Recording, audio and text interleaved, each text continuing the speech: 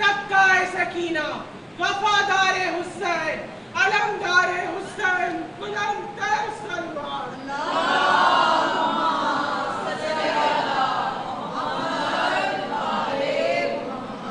برائے آمد خاتون جنت مادر حسین، بلند تر صلوات۔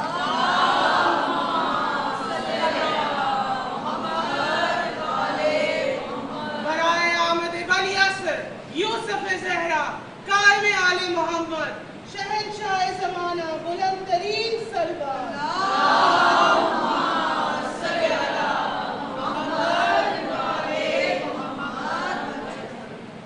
سورہ فاتحہ ہدیۃً شہدائے کربلا، خصوصاً اسیران کوفہ و شام۔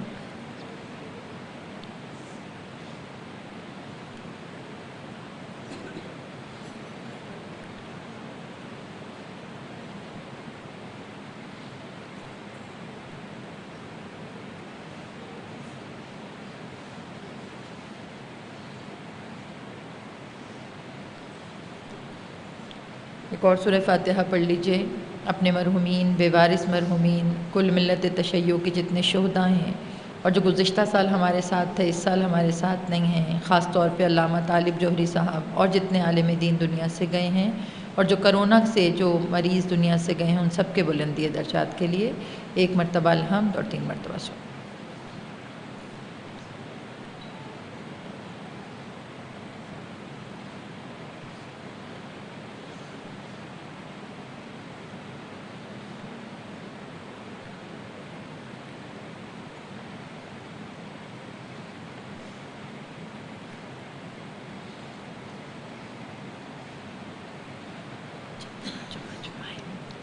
درود بر محمد والے محمد۔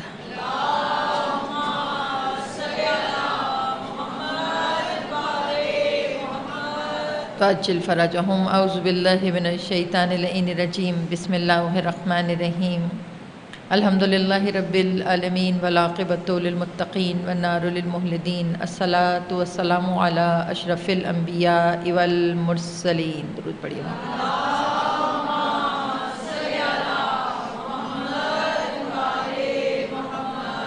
خیر المبشرین والمنذرین، نبی المذنبین، نبینا ابی القاسم محمد۔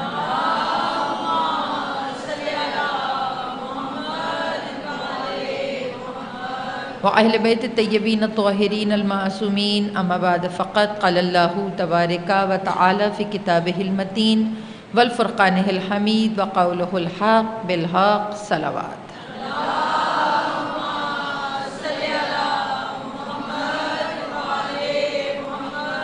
واجل فرجہم، مجلس کی قبولیت کے لیے، دعاؤں کی قبولیت کے لیے، اپنی حاضری امام وقت کی بارگاہ میں لگانے کے لیے 1 مرتبہ بآواز بلند صلوات۔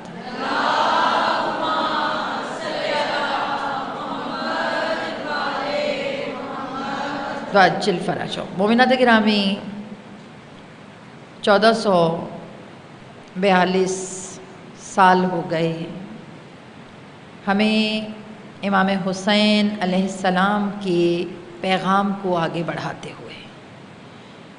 1442 ہجری کا عشرہ محرم ہے یہ، اور اگر غور کر کے دیکھیے تو اپنی نوعیت کا یہ بہت مختلف عشرہ ہے، بہت تبدیل، بہت چینج۔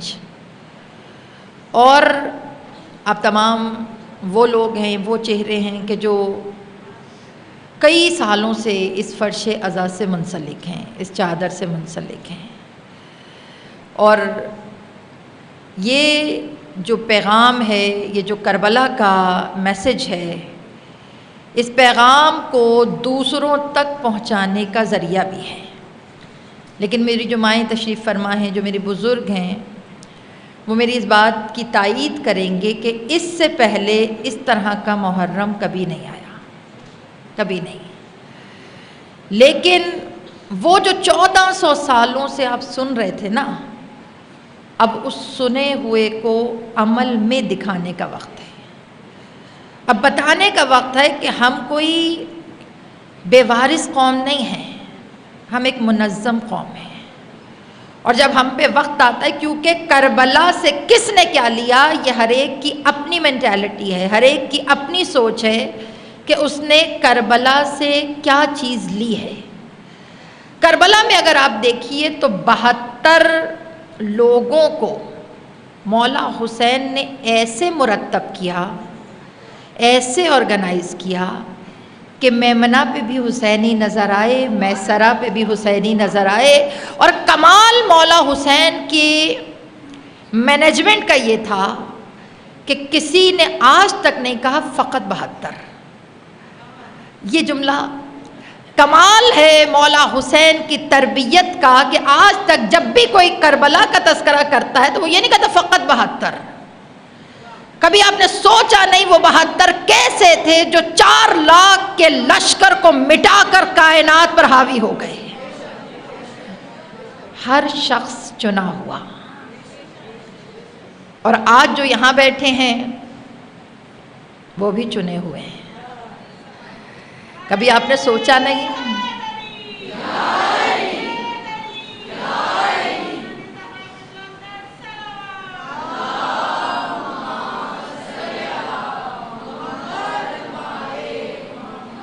آپ نے کبھی سوچا نہیں گزشتہ وبا کے دور میں، کرونا کے دور میں کتنے لوگ تھے جو ہم سے بچھڑ گئے، ہے نا؟ مطلب اس میں نہ کوئی ایج تھی، نہ کوئی فیکٹر تھا، جس کو جانا تھا وہ چلا گیا۔ لیکن آپ یہ سوچئے کہ جو چلے گئے اللہ نے ان کی منظوری وہیں تھی، وہیں تک رکھی تھی، مگر جو بچ گئے ہیں وہ یہ سوچیں کہ ہم کیوں بچے ہیں۔ یہ جو میرا عشرہ محرم 9 دن ہم اپنے اکٹھا ساتھ چلیں گے، اور آپ سب میری عادت سے واقف ہیں کہ ایک آیت، ایک موضوع ہم لے کر 9 دن گفتگو کریں گے۔ جس آیت کے زیر اثر ہم گفتگو کر رہے ہیں وہ آیت سورہ انفال کی آیت نمبر 24 ہے، 24، سورہ انفال آیت نمبر 24۔ تھوڑا سا آپ کو میرا ساتھ دینا پڑے گا اس عشرے میں، کیونکہ جیسے حالات روٹین سے ہٹ کر ہیں اس طرح میرا موضوع بھی روٹین سے ہٹ کر ہے۔ میرا جو موضوع ہے وہ ہے پیغام کربلا، خطبات امام حسین کی روشنی میں۔ نہج البلاغہ سے ہم سب واقف ہیں، نہج البلاغہ ہم لوگ سنتے بھی ہیں، پڑھتے بھی ہیں، اور گزشتہ 2 سال پہلے آپ کے ساتھ بھی میں نے نہج البلاغہ کے اوپر پورا عشرہ پڑھا تھا۔ لیکن مجھے اپنے اندر ایک کمی محسوس ہوئی کہ ہم نے ہمیشہ امام حسین کو تو ڈسکس کیا، مگر وہ گفتگو جو وہ شخص اس حالت میں کر رہا ہے کہ جس حالت میں بات کرنا مشکل ہے، جس حالت میں کلام کرنا مشکل ہے، اس حالت میں جو شخص کھڑے ہو کر امت سے خطاب کر رہا ہے، پتہ نہیں اس خطاب میں ہمارے لیے کیا پیغام ہے۔ گھبرا تو نہیں رہے؟ جیسے آپ نے اس سال مجلسوں کا اسٹریٹجی بدلی ہے نا، حکمت عملی بدلی ہے، اور یہ پوری دنیا کے لیے ایک میسج ہے، پوری دنیا کے لیے ایک پیغام ہے کہ حالات کیسے بھی ہوں، حالات کس طرح کے بھی ہوں، عزاداری امام حسین نہ تو کم ہوگی نہ ختم ہوگی۔ لوگوں کے ذہن میں تھا شاید کرونا آ رہا ہے، شاید لوگ جو ہیں وہ گھروں میں قید ہو رہے ہیں اور پتہ نہیں ان کے عزاخانوں میں کیا ہوگا۔ ایک جملہ کہوں، یہ حکمت عملی آپ نے نہیں بدلی، یہ حکمت عملی حسین کی ماں نے چینج کی ہے، جناب سیدہ نے یہ حکمت عملی بدلی ہے، اور جیسے آپ کا ٹرینڈ چینج کیا، بی بی نے بھی اپنا ٹرینڈ چینج کیا ہے۔ آپ سوچیں کہ کیا ٹرینڈ چینج کیا؟ پہلے یہ ہوتا تھا سب اپنے گھروں میں تالے لگا کر عزاخانوں کو آباد کرتے تھے، عزاخانوں میں آتے تھے، اور بی بی عزاخانوں میں آ کر سب سے پرسہ لیتی تھی، مگر اس دفعہ جناب سیدہ نے حکمت عملی کو بدلا ہے۔ یہ جو سوشل میڈیا کے تھرو مجلس جا رہی ہے، یہاں پر اگر 3000 ہوتے تھے، اس وقت دنیا کے چپے چپے پہ یہ پیغام جا رہا ہے، اور جتنے لوگ اس وقت مجلس میں نہیں آئے ہیں وہ میری بات کی گواہی دیں گے کہ وہ اپنے گھر میں اکیلے نہیں سن رہے ہیں، ورنہ یہاں آتی تھی تو آپ اکیلے آتی تھی، اب آپ کا بیٹا بھی وہاں بیٹھا ہے، آپ کی بہو بھی وہاں بیٹھی ہے، اور اس کے وجہ سے ہوا کیا کہ بی بی نے حکمت عملی کو ایسے بدلا کہ پہلے عزادار عزاخانوں میں آتے تھے، اب سیدہ آپ کے گھر کو عزاخانہ بنا رہے ہیں، اب سیدہ نے آپ کے گھروں کو عزاخانہ بنا دیا ہے۔ جس کے گھر میں سوشل میڈیا کے تھرو اس وقت مجلس ہو رہی ہے، سلام ہے آپ کو کہ ہم تو یہاں بیٹھ کے پڑھ رہے ہیں نا، آپ یہاں بیٹھ کے سن رہے ہیں، لیکن جو گھر میں سن رہے ہیں نا، ان کے دل میں ایک تڑپ ہے، ان کے دل میں ایک جستجو ہے، ان کے دل میں ایک غم ہے۔ لیکن سیدہ نے آپ کے غم کو کیسے پورا کیا ہے؟ سیدہ کہتی ہے نا، تم میرا کام کرتے ہو، میں تمہارا کام کرتی ہوں۔ سیدہ نے آپ کے غم کو، یہ میرا پیغام آج پہلے دن کی مجلس ہے، آج اس کو سن لیجئے گا۔ آج تو آپ نے جیسے سن لی، مگر کل کی مجلس جب آپ نے سننی ہے تو نہ بستروں پہ بیٹھ کے سننی ہے، نہ صوفوں پہ بیٹھ کے سننی ہے، اپنے گھر کے ایک کونے کو صاف کر اس پہ چھوٹا سا فرش بچھا کر، اس پہ ننھا سا علم لگا کر، اپنے سب بچوں کو وہاں لیپ ٹاپ کے سامنے بٹھا کر قصد کیجئے کہ بی بی آج یہ میرا گھر نہیں ہے، بی بی آج میں نے اسے عزاخانے میں بدل دیا ہے۔ پھر یہ آپ کی قسمت ہے کہ آپ کے گھر میں حسین کی ماں آتی ہیں یا حسین کی بیٹی آتی ہے، کیونکہ سب کے گھروں کو عزاخانہ بنانے کے لیے حسین آئے ہیں، اور یہ 1442 ہجری کا عشرہ سب کے گھروں کو عزاخانوں میں تبدیل کر رہا ہے، عزاخانوں میں چینج کر رہا ہے۔ اور جب آپ کے گھروں کے اندر چادریں بچھیں گی، میری ایک بات یاد رکھیے گا، فرش کا تعلق لمبائی سے نہیں ہے، فرش کا تعلق مجمع سے نہیں ہے۔ یہاں پہ آپ اکیلی سنتی ہیں، گھر میں آپ کے بچے سن رہے ہیں۔ جو کام ابھی جملہ میرا، سوچیں کہ کتنی نظر کرم ہے مولا حسین کی آپ کے بچوں پر۔ آپ سوچیں گے یہ جملہ میں کیوں کہہ رہی ہوں؟ کتنی نظر کرم ہے مولا حسین کی آپ کے بچوں پر، جو کام آپ اتنے سالوں سے نہیں کر سکیں، حسین نے چند منٹوں میں کروا دیا۔ اب جن کے گھر میں سوشل میڈیا پہ مجلس ہے، وہ بچے جو کہیں نہیں جاتے تھے، آج وہ اپنے گھر میں فرش عزا بچھا کر حسین کی مجلس سن رہے ہیں۔ کیوں سن رہے ہیں؟ کیونکہ عزاداری کی بقا نسلوں کا تسلسل ہے، عزاداری کی بقا نسلوں میں حب اہل بیت کو انڈیلنا ہے۔ اگر ہم نے اپنے تک رکھا، نسلوں میں نہ انڈیلا، تو پھر اس کا فائدہ نہیں ہے۔ تو امام حسین جیسی ہستی، آج کیونکہ پہلی مجلس ہے، آپ کو پتہ ہے پہلی مجلس میں تھوڑا سا میں آپ کو انتصاب دیتی ہوں، تھوڑا سا طریقہ کہ ہم نے لے کے کیا چلنا ہے۔ ہم مدینے سے چلیں گے، راستے میں جہاں جہاں حسین رکے، جہاں جہاں جو خبر ملی، کب کربلا پہنچے، کب عاشور کے دن حسین بولے، ہم ایک ایک خطبے کو ڈسکس کریں گے۔ لیکن یہاں میں وعدہ نہیں کر رہی آپ سے کہ ہم سارے خطبات ڈسکس کر سکتے ہیں، لیکن کوشش یہ کروں گی کہ جو مولا کا پیغام ہے وہ آپ تک پہنچا سکوں، جو مولا کا میسیج ہے وہ آپ تک پہنچا سکوں۔ اور مولا کے تقریباً 82 خطبے 82 جو کہ اس ٹینیور میں مولا نے دیے ہیں، اور جس میں کربلا کے اندر تقریباً 51 خطبے ہیں جو کربلا میں مولا نے دیے ہیں۔ گھبرا تو نہیں رہے موضوع سے؟ 51 خطبے مولا نے کربلا میں دیے ہیں۔ ہرائے خطبہ دیا، لشکر آیا خطبہ دیا، شمر آیا خطبہ دیا، پھر اس کے بعد کسی اور کا لشکر آ رہا ہے، مولا خطبہ دے رہے ہیں۔ لیکن ایک جملہ یہاں پہ انڈرسٹینڈ کیجئے گا کہ مولا کے ہر خطبے کا آغاز توحید سے تھا۔ ہر خطبے کو الحمدللہ الذی جعلنا کے حمد ہے اس خدا کے لیے جس نے ہمیں قرار دیا، جس نے ہمیں بنایا۔ میں نے کہا مولا حسین یہ کربلا ہمیں درس کیا دے رہی ہے؟ مولا یہ کربلا ہمیں بتانا کیا چاہتی ہے؟ تو مولا حسین نے جو جملہ دیا، مولا نے فرمایا کہ کربلا کا پہلا درس کوئی کمپرومائز نہیں ہے خدا کی ذات پر۔ ہم نے مسلسل میسیجز کو لے کر چلنا ہے۔ سورہ انفال کی آیت نمبر 24، اور ہمیشہ کی طرح پڑھوں گی میں دیکھ کر۔ اس آیت کو ذرا سوچئے گا کہ کس قدر حسین آیت ہے۔ ارشاد کردگار ہو رہا ہے کہ یا ایھا الذین آمنوا استجیبوا للہ وللرسول۔ اس کے بعد فرما رہے ہیں اذا دعاکم لما یحییکم واعلموا ان اللہ یحول بین المرء وقلبہ وانہ الیہ تحشرون۔ یہ جو آیت ہے سورہ انفال 24ویں آیت۔ سورہ انفال کی ایک کوالٹی، ایک صفت آپ کو بتا دوں کہ سورہ انفال کی صفت ہے کہ اگر کسی کا مال کہیں پر پھنسا ہوا ہو، کہیں کوئی قرض واپس نہ کر رہا ہو یا کہیں پر دے کر بھول گئے ہوں، تو آپ سورہ انفال پڑھ کر اگر خدا سے دعا کریں تو وہ پھنسا ہوا آپ کی جو تمام پراپرٹی یا جو بھی چیز ہے وہ مشکل آسان ہو جاتی ہے سورہ انفال کے صدقے میں۔ یہ جو آیت ہم نے پڑھی ہے اس میں بات کیا کر رہا ہے پروردگار کہ یا ایھا الذین آمنوا، اے لوگوں جو کہ ایمان لے کر آئے۔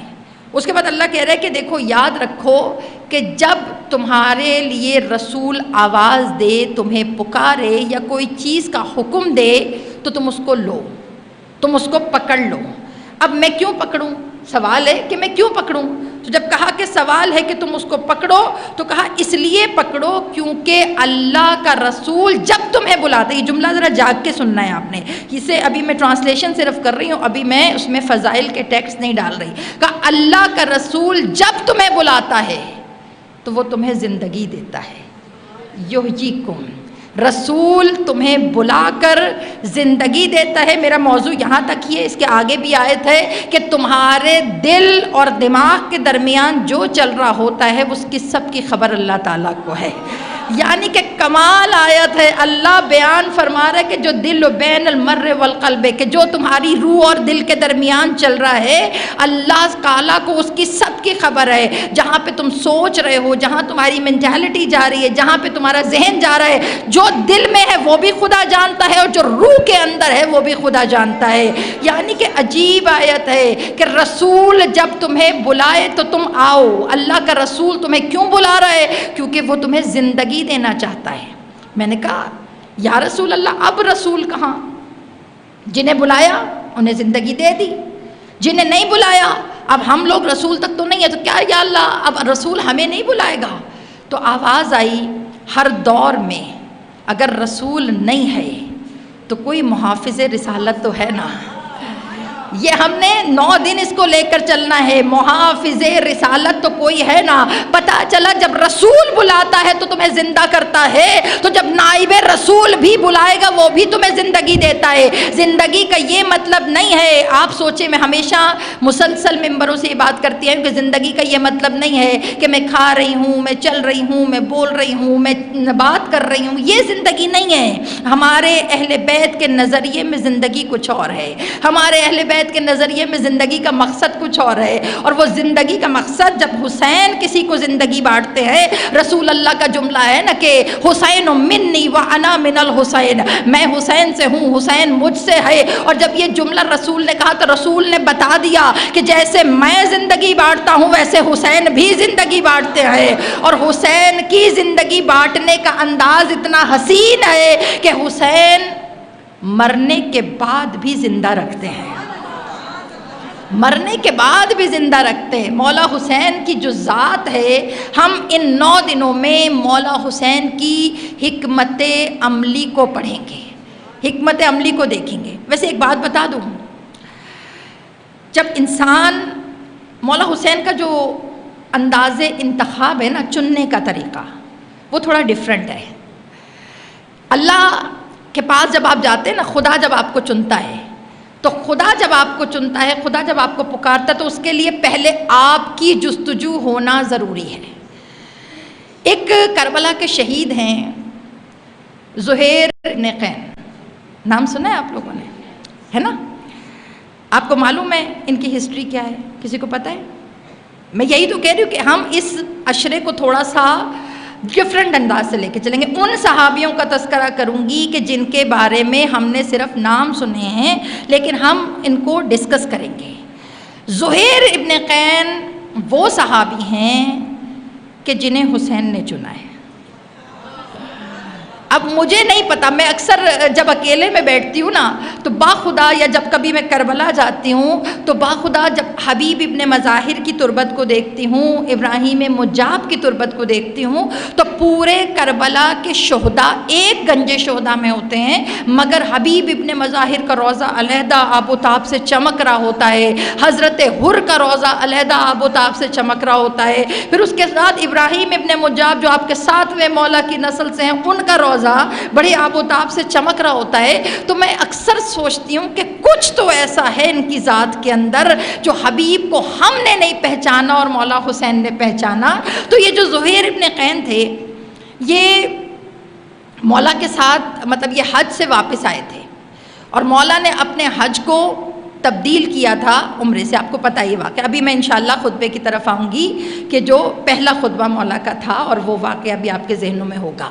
تو جب چلے تو اب انہیں پتہ تھا کہ مولا حسین نے چھوڑ دیا ہے مدینہ, مکہ چھوڑ دیا, مدینہ چھوڑ دیا. اب یہ کیا کر رہے تھے, یہ حج سے واپس آ رہے تھے. اب آپ کو پتہ ہے پہلے منزلیں ہوا کرتی تھیں کہ جب آپ سفر کرتے تھے تو منزلوں پر پڑاؤ کیا کرتے تھے, اور جہاں پڑاؤ کرتے تھے وہاں فیسیلیٹیشنز ہوتی تھیں, پانی ہوتا تھا, درخت ہوتا تھا, کھجوریں ہوتی تھی. تو نارملی یہ ہوتا تھا کہ جہاں پہ جو پڑاؤ کرتا تھا دوسرا بھی آ کر اسی جگہ پڑاؤ کرتا تھا, ہے نا. زہیر ابن قین کا یہ مسئلہ تھا کہ وہ کیا کرتے تھے کہ جہاں پہ مولا حسین کا پڑاؤ ہوتا تھا وہ اس سے کئی ڈسٹنس آگے چلے جاتے تھے, وہ وہاں نہیں رکتے تھے. کسی نے ان سے پوچھا آپ کیوں نہیں رک رہے یہاں پہ؟ کہ ایسا نہ ہو کہ رسول حسین مدینے سے چلے ہیں, ایسا نہ ہو کہ حسین مجھے بھی کہہ دیں کہ زہیر تم بھی ساتھ آ جاؤ, تو میں تو ابھی جانا نہیں چاہتا, ابھی تو میری زندگی کے رنگ شروع ہوئے, ابھی تو میں نہیں جانا چاہتا. جب انہوں نے یہ جملے زہیر ابن قین نے کہا میں تو نہیں جانا چاہتا. اب کتابیں سنیں آپ, جو واقعہ لکھا ہے کہ حسین چنتے کیسے ہیں. اب مجھے نہیں پتا کہ مولا حسین نے اس بشر میں کیا دیکھا کہ جو خود حسین کی طرف نہیں جا رہا, حسین اس کو کھینچ کے لا رہے ہیں. جب میں نے زہیر ابن قین کو پڑھا تو مجھے تسلی ہو گئی کہ مولا آپ کے پاس یہ مارجن موجود ہے کہ اگر کوئی ادھر ادھر بھی ہو رہا ہو تو آپ کھینچ کر اسے اپنے ساتھ کر لیا کرتے ہیں. اور جب زہیر ابن قین, ہم جیسے لوگ ظاہری طور پہ مولا کے ساتھ ہیں, مگر اگر کبھی مولا بلائے نا تو ہم بھی ادھر ادھر دائیں بائیں ہو جاتے ہیں معذرت کے ساتھ, ہے نا. تو ہو سکتا ہے کہ مولا کو ہم میں کچھ نظر آ جائے اور وہ زہیر ابن قین کی طرح ہمیں کھینچ کر لے آئیں. اب کیا ہوا واقعہ آپ کے ذہنوں میں ہے, تھوڑا آگے گئے 3-4 منزلوں پر زہیر ابن قین نے مولا حسین کو اسکیپ کیا تاکہ وہ ان سے نہ کر سکے. کچھ تھوڑی دور کے بعد کیا ہوا کہ زہیر ابن قین کا خیمہ مولا حسین کے خیمے کے تھوڑا نزدیک تھا. اب جب نزدیک تھا, اہل و عیال بیٹھے تھے, مزے سے ڈشیں لگی تھی, کھانا کھا رہے تھے, اچانک خیمے پہ کسی نے آ کر کہا کہ زہیر ہیں؟ تو اندر سے آواز آئی جی ہیں. تو کہا کہ میں مولا حسین کا قاصد ہوں. اب جب کہا کہ مولا حسین کا قاصد ہوں, کتابوں میں جملے لکھیں کہ قاصد کا نام سن کر زہیر کا نوالا ہاتھ سے گر گیا کہ ہائے حسین کے قاصد آ گئے, مولا کے قاصد آ گئے. کہتے انہوں نے کھانا ترک کر دیا, ان کا میں تو نہیں جاؤں گا, حسین بلا رہے, میں نے نہیں جانا. قاصد دروازے تک بھیج دیا. پتہ چلا کہ مولا حسین چننے پہ آئے تو دروازے سے کھینچ کر بھی زہیر بنا دیتے ہیں. دعا کیجئے, یہ جو عشرہ محرم ہے یہ مختلف ہے. میں یہی تو کہہ رہی ہوں, آپ لوگ چنے ہوئے لوگ ہیں کہ جنہیں وباؤں سے بچا کر حسین بقائے عزاداری کے لیے فرش عزا پہ بٹھا رہے ہیں. لیکن اب اپنا پیغام آپ نے لینا ہے, اپنی ڈیوٹی مولا سے مانگنی ہے, اپنی چیزیں مولا سے مانگنی ہے کہ مولا مجھے بتائیے. اپنے سودے کیجئے مولا سے, اپنے مولا سے کہیے مولا میں حاضر ہوں, مولا میں سودا کر رہی ہوں آپ کے ساتھ, مولا میں سودا کر رہی ہوں. کس انداز سے سودا کریں؟ اپنے اعضاء کا سودا کریں, اپنے اجزاء کا سودا کریں. جیسے آپ کو پتہ ہے کہ مولا علی نے کیا, آنکھیں اللہ کو دے دیں, ہاتھ اللہ کو دے دیے, زبان اللہ کو دے دی. اللہ نے بھی پھر اجر کتنا دیا, آنکھیں اللہ کو بیچی تو اللہ نے کیا کہا, آج سے تو عین اللہ ہے. لسان دی تو اللہ نے کہا تو آج سے لسان اللہ ہے. ہاتھ دیا, کام علی کا ہے, مگر اللہ اپنے علی کے ہاتھوں کو ید اللہ کہہ رہا ہے. اللہ جانے علی نے معاملہ کیسا کیا کہ خدا کو قرآن میں آیتیں اتارنا پڑ گئی, تم میں سے جو بیچ دے اپنے نفس کو اور خرید لے خدا کی رضائیں. پتہ چلا خرید و فروخت کا بازار گرم ہے, ابھی بند نہیں ہوا, خرید و فروخت کا بازار ابھی گرم ہے. سودا سچا ہونا چاہیے, مال اچھا ہو تو خریدار خدا بن جاتا ہے. اس محرم کوئی تھوڑے سے پارٹس بیچیں اللہ کی بارگاہ میں. اللہ آنکھیں بیچ رہی ہوں, اللہ زبان بیچ رہی ہوں, اللہ پورا تو میں اس قابل نہیں ہوں, گناہگار بندی, اللہ اپنے کان بیچ رہی ہوں, تو خرید لے. یہ جو معاملہ ہے اس کو سمجھیے گا. اللہ اپنی آنکھیں بیچ رہی ہوں. جب خریدار اللہ ہو جائے نا پھر وہ چیز کی کوالٹی نہیں دیکھتا, اس کو اپنی کوالٹی کے مطابق بنا لیتا ہے. قادر مطلق ہے اللہ تعالیٰ, علی کل شیء قدیر ہے، وہ جس طرح چاہے کر سکتا ہے۔ تو وہ رب العزت اسے آپ سودے کیجیے کہ اللہ آنکھیں بیچ رہی ہوں۔ اچھا اب بیچی کس کو ہے آپ نے؟ میرے ساتھ بولنا پڑے گا، اللہ سے سودا ہو رہا ہے نا۔ اب جب آپ نے بیچ دی، اب مجھے نہیں پتا وہ اس کے عوض میں آپ کو کیا دے رہا ہے۔ ہو سکتا ہے بصارت کے بدلے بصیرت دے دے، ہے بصیرت بھی تو ہے نا، دل کی آنکھیں بھی تو کھلتی ہیں۔ اگر آپ کو یاد ہو، میں نے آپ کو رجب علی خیاط کا واقعہ سنایا تھا آج سے 3 سال پہلے، اگر آپ کے ذہنوں میں ہو تو میں نے آپ کو واقعہ سنایا تھا۔ انہوں نے کیا کیا تھا؟ انہوں نے اپنے دل کی آنکھیں کھلوائی تھیں، اوپر کی آنکھیں بند کی تھیں۔ آنکھیں نکالنا مقصد نہیں ہے، اب خریدار کون ہے؟ اللہ۔ تو جب اللہ خریدار ہے، اب اس نے لے لیا، تو جب بیچ دیا آپ نے تو آپ کی آنکھیں کس کی ہو گئیں؟ اللہ کی ہو گئیں۔ اب اس کا استعمال ویسے ہونا چاہیے جیسے اللہ چاہ رہا ہے۔ دیکھیے میں نے اپنی چیز بیچی، جو مالک ہو گیا اب اس کی مرضی، جیسے مرضی استعمال کرے۔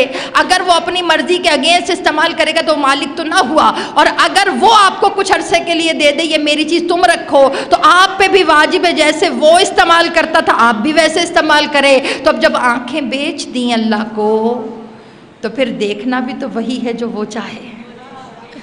اگر زبان بیچ دی اللہ کو تو پھر اس سے بولنا بھی وہی ہے جو وہ چاہے، کیونکہ رب العزت پروردگار عالم اگر خریدار بنتا ہے تو پھر سودا آپ کو کھرا دینا پڑے گا، پھر آنکھوں پہ پابندی لگا دینی پڑے گی۔ اللہ وہی دکھا کہ جو تو دیکھنا چاہتا ہے۔ جب اپنے اندر خود نفس کو بلند کرو گے نا، پھر خریدار حسین بنیں گے۔ ایسے حسین خریدار نہیں بنیں گے، پہلے معاملے کرنے پڑتے ہیں اللہ سے۔ جب اللہ سے معاملے کرتے ہیں تو خریدار حسین بنتے ہیں۔ اور یہ جو اس دفعہ کا عشرہ ہے، یہ خریدنے آیا ہے، یہ آپ کو لینے آیا ہے۔ اس دفعہ مولا حسین آپ کو دیکھنے آئے ہیں، کون کیسا آرگنائز سولجر ہے، اسے اپنے لشکر میں رکھنا ہے، اسے اپنی فوج میں رکھنا ہے۔ زہیر ابن قین کے ہاتھ سے نوالا چھوٹ گیا، اتنی ہمت نہیں تھی کہ وہ جائیں، کہا میں نہیں جا رہا۔ زوجہ نے کہا نواسہ رسول بلا رہے ہیں، کم از کم تم کسی چیز کا لحاظ نہ کرو، رسول کے نواسہ ہونے کا تو خیال کرو۔ جب انہوں نے یہ کہا کہ جاؤ تم رسول کا نواسہ سمجھ کے بات تو سناؤ، ماننا نہ ماننا تمہاری بات ہے۔ اب جب وہ گئے، یہ کمال ہے صف ازا کا۔ یہی جملہ دینے چاہ رہی تھی، اس کو سمجھیے گا۔ بہت سے لوگ یہاں بیٹھے ہیں، حسین کے ساتھ منسلک ہوتے ہی تبدیلیاں آنا شروع ہو جاتی ہیں۔ زہیر ابن قین گئے، مولا حسین نے وہ گفتگو جو مولا حسین کی زہیر ابن قین سے، وہ میں نے بہت ڈھونڈا، مجھے کہیں ملی نہیں۔ پتہ نہیں مولا حسین نے وہ کون سی گفتگو کی۔ کتابوں میں لکھا ہے کہ زہیر ابن قین وہیں خیمہ امام حسین سے واپس پلٹے، اور پلٹنے کے بعد اپنے ساتھ جو اہل خانہ تھے ان سے کہا تم سب واپس چلے جاؤ، میں حسین کے ساتھ جا رہا ہوں۔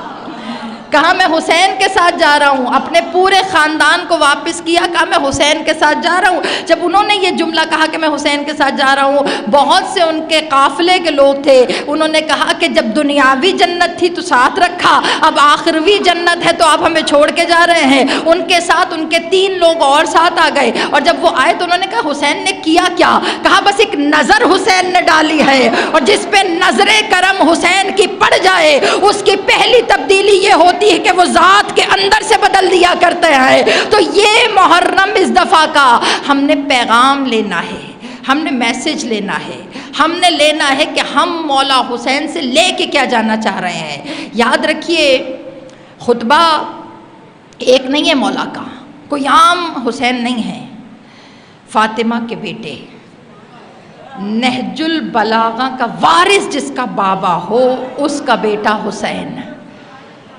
کیسے ممکن ہے کہ حسین بولیں اور اس میں معرفت نہ ہو؟ جیسے مولا علی کی کتاب کا، خطبوں کے جریدے کا نام نہج البلاغہ ہے، مجھے سمجھ میں آیا کہ نہج الافہام حسین کے خطبوں کا نام ہونا چاہیے، کہ جس میں فہم ہے، جس میں گفتگو ہے۔ اور مولا حسین کا انداز، مولا کا جو کمال ہے، آپ کو پتہ ہے کہ جب خلیفہ کی وصال ہوا تو آپ کو پتہ ہے فوراً یزید کو بادشاہ بنا دیا گیا۔ ہسٹری مشکل ہوگی، خشک ہوگی، لیکن آپ کو میرے ساتھ چلنا پڑے گا۔ 1400 سالوں سے ہم بلائنڈ کربلا سن رہے ہیں، ہمیں نہیں پتہ پیچھے بیک گراؤنڈ میں کیا ہوا ہے، مشکل ہے. اور اگر میں کہیں غلط ہوں، اوپر سے یہ سوشل میڈیا ہے جس پہ آپ کو ہر چیز بہت ناپ تول کر پرکھ کر دینی ہے، تو اس میں کہیں میرے پاس غلطی کی گنجائش نہیں ہے. تو یہاں پہ آپ لوگوں کی جو ہے مجھے بہت زیادہ توجہ چاہیے ہوگی کہ آپ دیکھیے کہ امام حسین کی اسٹریٹجی کتنی کمال ہے، کتنا کمال طریقے سے امام حسین نے چیزوں کو ٹیکل کیا ہے. جب خلیفہ کا انتقال ہوا، یزید بادشاہ بنا. اب جب یزید بادشاہ بن گیا تو اس نے لیٹر لکھا مدینہ کے گورنر کو. ہم میں سے کتنے لوگوں کو پتا ہے کہ جب یزید بادشاہ بنا تھا تو مدینے کا گورنر کون تھا؟ بتائیے، آپ کو پتا ہے. ٹھیک ہے، میں یہی کہہ رہی ہوں کہ ہم نے دیکھنا کہ مولا حسین کا پہلا مکالمہ جس شخص سے ہوا ہے، کیا وہ اس کیلیبر کا تھا کہ وہ مولا حسین کے درمیان آتا یا ان کے مقابلے پہ کھڑا ہوتا؟ ولید بن عتبہ جب مولا کے سامنے آیا، اس نے بلایا. یزید نے 3 لوگوں کے نام لکھ کر خط میں بھیجے کہ ان سے تم نے بیعت لینی ہے، اور اگر انہوں نے بیعت نہ کی تو تمہارے پاس اختیار ہے کہ ان کے سر کو کاٹ کر ہماری بارگاہ میں بھیج دو.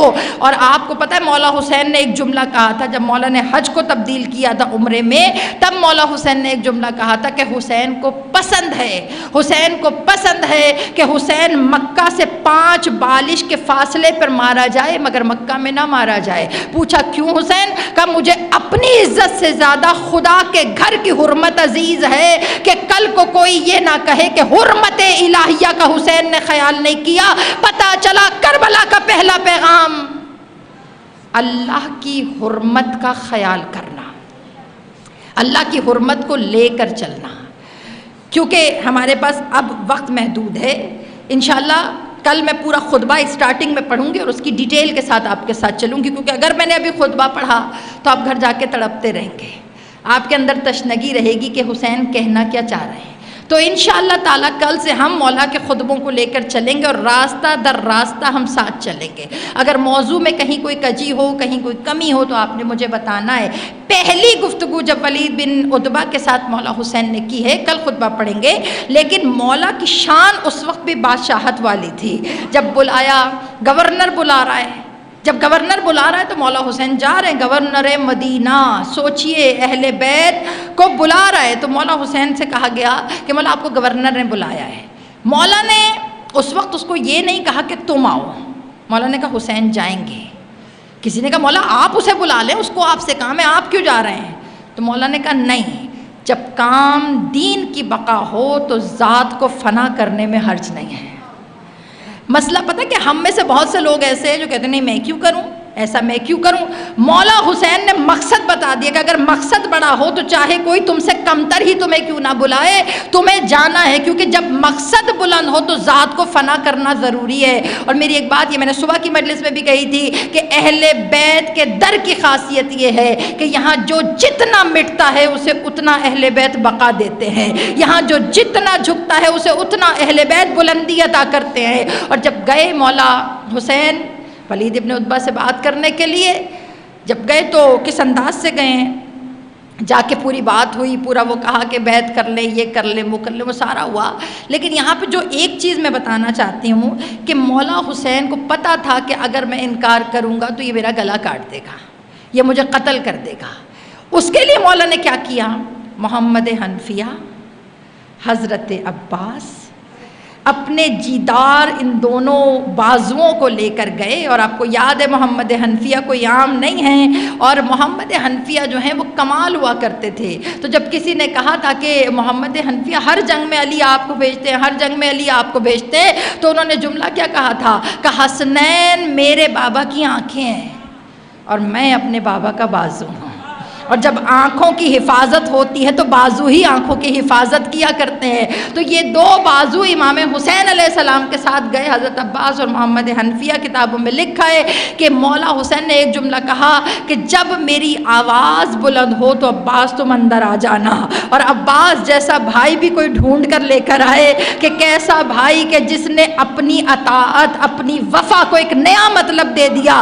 اب لوگ وفادار نہیں کہتے، لوگ علمدار کہا کرتے کرتے ہیں کہ عباس، مولا عباس نے وفا کے معنی تبدیل کر دیے ہیں۔ تو مومنات گرامی انہوں نے کس انداز سے کیا؟ جب ولید کے سامنے پہنچے، امام حسین نے بات کی۔ اب جو بات ہوئی پتہ گلا کٹنے والا ہے، امام نے ایک مرتبہ بلند آواز کی۔ اب جو بلند آواز ہوئی، عباس ٹھوکر مار کے دروازے پہ داخل ہوئے اور آ کر ایک جملہ کہا، خبردار اگر کسی نے نگاہ اٹھائی تو خبردار عباس اس کی آنکھیں باہر نکال دیں گے۔ ولید نے خود کے جواب میں کیا دیا؟ کہا حسین سے بیعت لینا تو شاید آسان ہوتا اگر حسین کا بازو عباس نہ ہوتا۔ اور جب یہ جملہ کہا تو کہا جب تک عباس ساتھ ہے حسین کی طاقت ساتھ ہے۔ یہ جو دور ہے نا کربلا سے چلنے کا، مدینہ سے چلنے کا، بہت مشکل دور ہے، اور اس کے نگران حضرت عباس تھے۔ ان کے پاس لسٹ تھی، ان کے پاس ہر چیز کا اختیار تھا، انہیں پتہ تھا اماریاں کتنی جانی ہیں، انہیں پتہ تھا کس کو چھوڑ کر جانا ہے، انہیں پتہ تھا کس کو لے کر جانا ہے۔ یہ جو آج آپ یہاں بیٹھی ہیں، خدا آپ کو زندگیاں دینے کے لیے یہاں بٹھا رہا ہے۔ حضرت عباس کے پاس اختیار تھا کون سی مستورات جا رہی ہیں، کون سے لڑکے جا رہے ہیں، کون سے مرد ہیں، کون سے بچے ہیں۔ ایک بچی تھی جو حضرت عباس کے پاس بار بار آ کے پوچھتی تھی، چچا خواتین کی لسٹ ہے آپ کے پاس؟ تو چچا کہتے تھے ہاں ہے۔ کا چچا دکھائیں گے؟ عزادارو لسٹ دیکھ لی۔ جب خواتین کی لسٹ دیکھی، جناب رباب کا نام ہے، جناب لیلا کا نام ہے، جناب فضہ کا نام ہے، سب کی لسٹ دیکھنے کے بعد لسٹ بند کر دی۔ چچا بچوں کی لسٹ ہے آپ کے پاس؟ عزادارو جو کل کا چاند دیکھا ہے نا، آج پرسا ہے اسی چاند کا۔ یہ جو رات کو چاند دیکھ کر آئے ہو، دل کو سینے پہ جمع کر۔ عزادارو رات کو عجیب پرچم کشائی ہوئی ہے کربلا میں۔ اتنے سالوں سے ہم دیکھتے تھے سرخ پرچم اترتا تھا، سیاہ چڑھتا تھا، مگر اب عجیب دور آ گیا۔ عزاداران امام لاکھوں زوار گنبد حسین کے نیچے کھڑے ہو کے کہتے تھے لبیک یا حسین، مگر رات کو جو پرچم کشائی ہوئی ہے، عزاداروں چند لوگ کھڑے ہیں سلام کر کے کہہ رہے ہیں السلام علیکہ یا ابا عبداللہ الحسین۔ اپنے گریے کو کربلا تک لے کر جائیے، رو کے کہیے مولا حسین، جس طرح آپ ہمیں یاد آ رہے ہیں نا، مولا ہم بھی آپ کو یاد آتے ہوں گے۔ مولا آپ کو زوار یاد آتے ہوں گے کہ کسی کونے میں میرا یہ زوار کھڑا تھا، کسی گنبد کے نیچے میرا یہ زوار کھڑا تھا۔ کل کا چاند بڑی غربت کا چاند ہے۔ عزاداروں آپ کے لباس بدل گئے ہیں، آپ کا دل بدل گیا ہے، آپ کے دل کی دھڑکنیں تبدیل ہیں۔ کل کے چاند نے آپ کی زندگی بدل دی۔ عزاداروں وہ ننھی سی 13 سالہ صغرا، چچا بچوں کی لسٹ موجود ہے۔ روتی آنکھوں سے دعا کرو کسی بیٹی کو باپ سے جدائی نصیب نہ ہو۔ عزاداروں بچوں کی لسٹ دیکھی، سکینہ کا نام موجود ہے، حضرت امام محمد باقر کا نام موجود ہے، عزاداران امام حضرت علی اصغر کا نام موجود ہے۔ عزاداروں جب سارے نام پڑھے اپنا نام نظر نہیں آیا، سمجھ گئے ہو نا تو اس کے بچھوڑے کا پرسہ دینا۔ عزاداروں کہا جوانوں کی لسٹ ہے۔ اب جو جوانوں کی دیکھی، اکبر کا نام سب سے اوپر لکھا تھا۔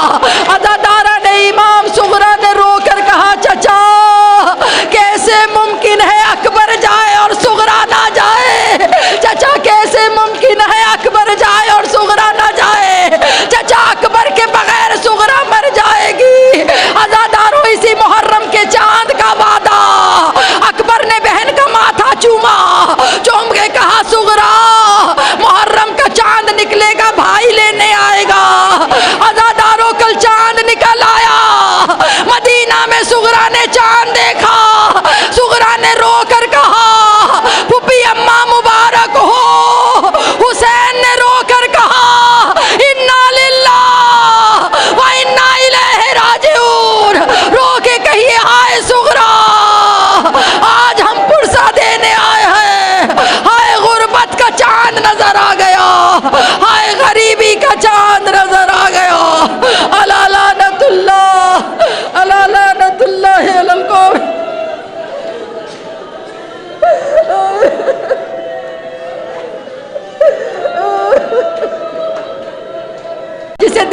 کے بعد مبارکبادیاں دی گئی ہیں کہ اوے دادی اماں مبارک ہو، چاند نظر آ گیا۔